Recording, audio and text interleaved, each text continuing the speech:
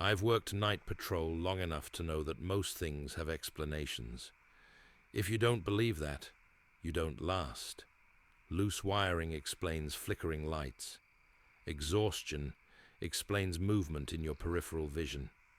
Software glitches explain faulty GPS readings. There is always a reason. That's what keeps you calm. That's what keeps you sane. That's what I told myself about the alert. It came in at 2:17 a.m.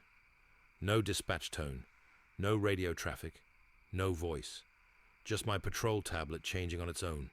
One address, 141 Grayson Street, and beneath it, he's still inside.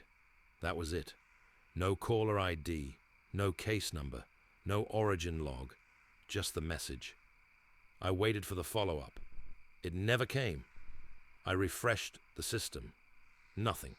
I checked active calls. Nothing. The address was blinking. Below it, my GPS marker, not moving.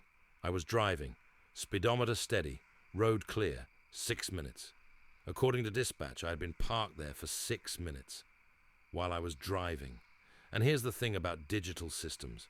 They don't hesitate. They don't guess. They don't imagine. They record. And the system was certain. I was already there. I don't remember deciding to go. I just remember the turn signal clicking. And suddenly, I was on Grayson Street. Riverside residences had been condemned 8 years ago. Electrical fire, 3rd floor. Cause, undetermined. That phrase means we know something happened, but we can't prove how. Sprinklers failed. Structural damage. The city cleared it out. Welded the entrance shut. Permanent seal. Case closed. When I pulled up, the street was empty. No parked cars, no lit windows, no sound. The building didn't look abandoned. It looked paused. 5 stories, black windows, steel weld seams across the doors, thick, industrial, unbreakable. I stayed in the cruiser longer than I should have, watching the 3rd floor, waiting for movement. The alert disappeared while I was staring at it. Just gone. No error, no record, no trace in system logs, as if it had never existed. I stepped out. Cold air. Too still. Even my boots sounded louder than they should have. The welds were intact. No scoring, no fresh metal, no tampering, no footprints, no disturbed gravel, nothing. And yet, I had the strangest feeling.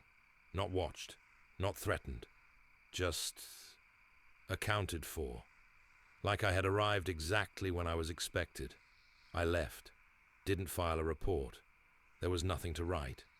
3 nights later, I woke up at exactly 3:12 a.m. Not gradually, fully awake. 3:12.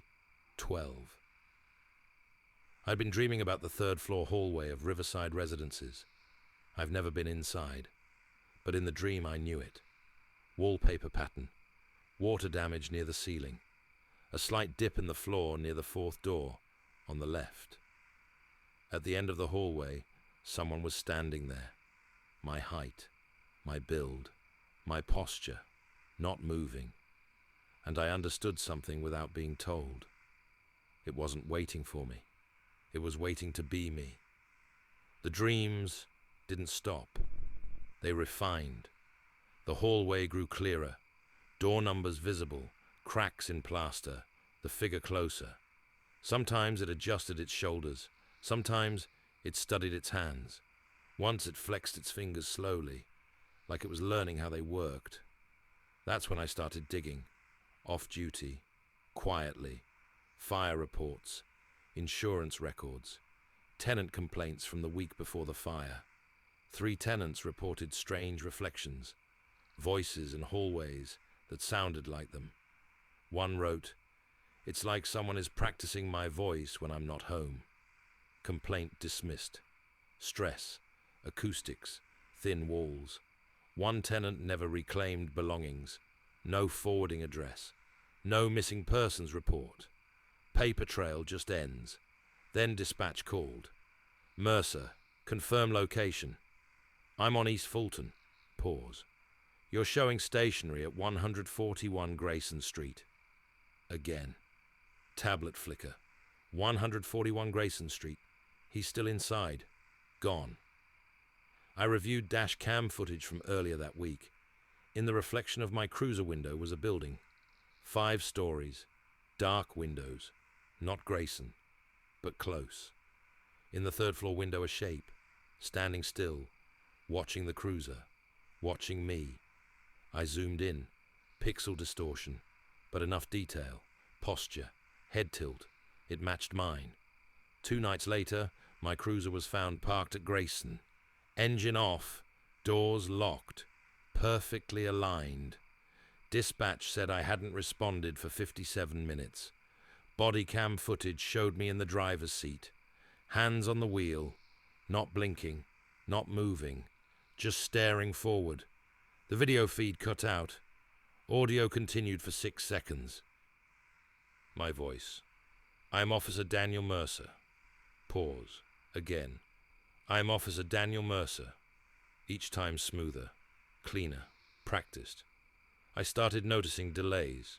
When I passed mirrors, my reflection felt half a beat behind. When I spoke, sometimes the words felt rehearsed. My handwriting changed, more consistent, less variation, too consistent, like someone had studied it and optimized it.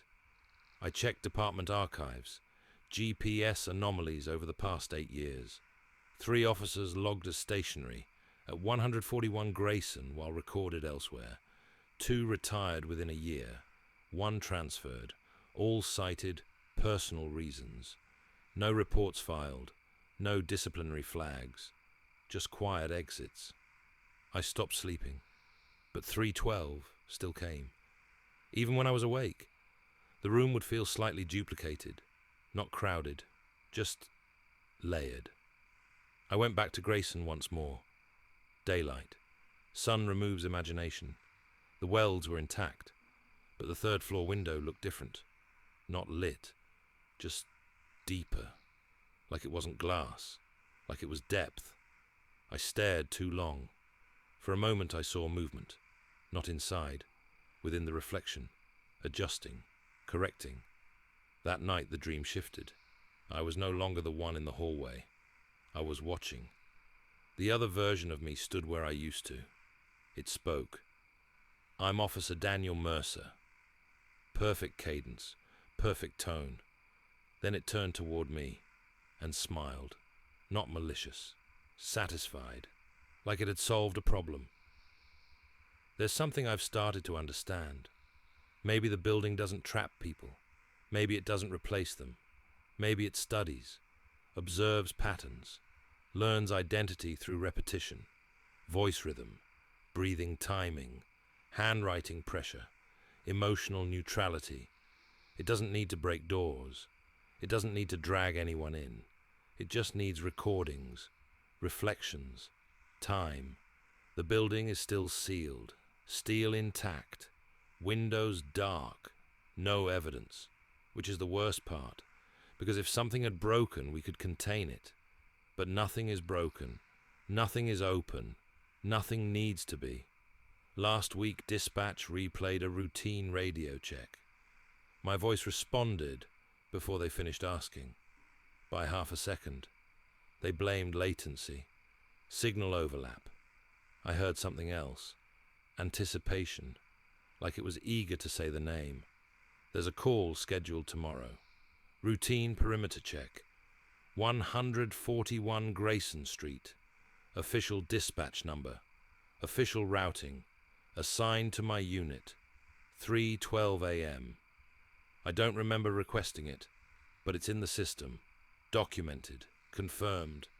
And sometimes when I say my name now, it feels perfect, natural, effortless, like it belongs to whoever is speaking.